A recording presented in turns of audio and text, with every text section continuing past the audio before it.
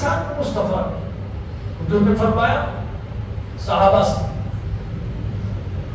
انی تارک فیکم الثقلین، میں تم میں دو بھاری چیزیں چھوڑ کر جا رہا ہوں. آخری وقت حضور نے فرمایا حد سے فارغ ہو کر میں تم میں کیا چھوڑ جا رہا ہوں؟ دو بھاری چیزیں چھوڑ جا رہا ہوں. وہ کیا ہے؟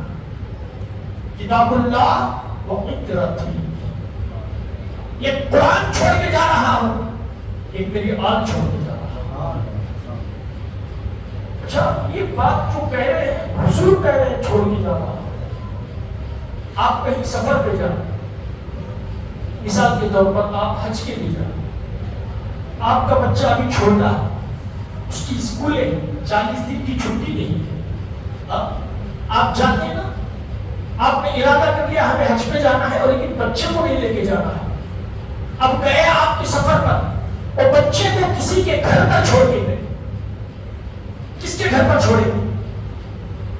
جس انسان پر ہمیں بھروسہ ہے، اعتماد ہے کہ میری اس امانت کی پوری حفاظت کرے گا، میری امانت کی پوری حفاظت کرے گا، اس کے گھر ہم چھوڑ کے جائیں گے، دشمن کے ہاتھ میں کبھی چھوڑ کے نہیں جائیں گے. حضور نے صحابہ سے کہا اے میرے صحابہ، تم میں دو چیزیں چھوڑ کر جا رہا ہوں، یہ قرآن چھوڑ کر جا رہا ہوں، یہ کہ میری اہل بیت کو چھوڑ کے جا رہا ہوں. مطلب کیا ہے؟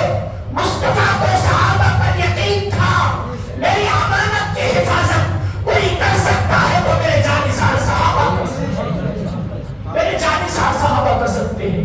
آج جو نافسی منہ کھول کھول کر کہہ رہا ہے، شیعہ جو منہ کھول کھول کر کہہ رہا ہے کہ یہ عمر نے عدالت نہیں کی ہے، ابو بکر نے جو ہے غداری کی ہے، معاذ اللہ عثمان نے جو ہے غداری کی ہے، صحابہ نے علی کے ساتھ ناانصافی کی ہے. ارے تجھے بتا یہ فیصلہ تیرا نہیں مصطفیٰ کا تھا، جو فیصلہ مصطفیٰ کرتے اسے کائنات کا کوئی شخص ڈال نہیں سکتا. مصطفیٰ کو صحابہ پر بھروسہ تھا، اس لیے کہا اور کہہ کر گئے یہ دو چیزیں تمہیں دے کر جا رہا ہوں، چھوڑ کر جا رہا ہوں اور قیامت تک یہ تمہارے ساتھ رہیں گے. فرمایا اس وقت تک تمہارے ساتھ رہیں گی. اور کون؟ میری اطاعت اور میرا قرآن تمہارے ساتھ اس وقت تک رہے گی یہاں تک کہ قیامت قائم ہو جائے گی. حشر لگے گا، حشر کے میدان میں جب حوض کوثر پر میری ملاقات ہوگی، اے میرے صحابہ تم میرے پاس ہوگے نا تو تمہاری جماعت کا حال یہ ہوگا، اس وقت بھی تمہارے پاس قرآن بھی ہوگا، میری آل بھی ہوگی. اس وقت میں تم سے ملاقات کروں گا کوثر پر. اب دیکھو ذرا، جس نبی نے بھروسہ کر کے یقین کر کے بھیجا تھا، حق و باطل کی پہچان میں بتا رہا ہوں. آج بھی اگر آپ جانچنا چاہتے ہیں کہ صحابہ کے راستے پر کون ہے، ہر کوئی کہتا ہے نا میں صحابہ کے راستے پر ہوں، میں صحابہ کے راستے پر ہوں. حضور نے فرما دیا جو صحابہ میرے صحابہ کے راستے پر ہے وہی اہل سنت والجماعت. اس لیے آج سب کہتے ہیں کہ میں صحابہ کے راستے پر ہوں، میں صحابہ کے راستے پر ہوں. صحابہ کا راستہ کیسے پتا چلے گا؟ بتایا مصطفیٰ نے، دیکھنا موت تک بھی قیامت تک بھی جس جماعت میں قرآن بھی ہے اہل بیت بھی ہے وہ صحابہ کے راستے پر ہے. کیوں؟ کیونکہ میں نے جو چھوڑا ہے دو چیزوں کو وہ اسی جماعت میں چھوڑا ہے، کسی اور میں نہیں چھوڑا ہے.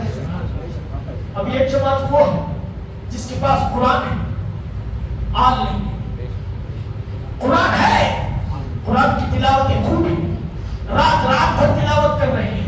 قرآن کی تلاوت اتنی ہے کہ ہم دیکھ کر پریشان ہو رہے ہیں. کتنا پڑھ رہا قرآن، تھکتا نہیں، پڑھتا ہی چلا جا رہا ہے، پڑھتا ہی چلا جا رہا ہے، لیکن آل نہیں ہے.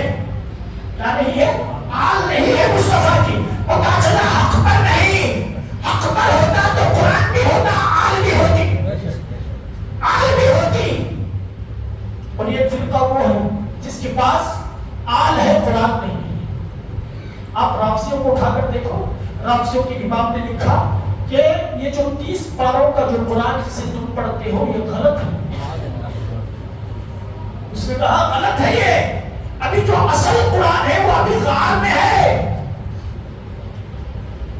غار میں ہے. وہ امام مہدی لے کر آئیں گے.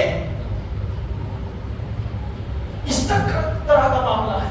ان کے پاس آل تو ہے قرآن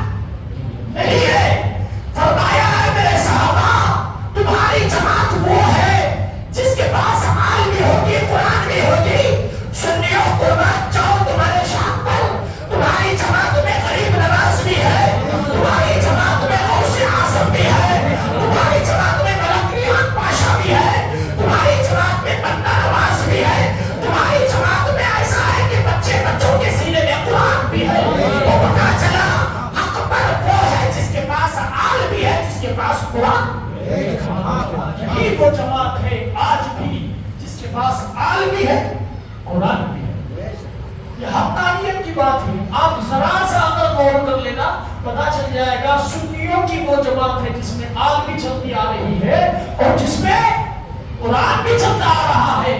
یہاں تک کہ فرمایا کہ آل میری کبھی قرآن سے جدا نہیں ہوگی, جدا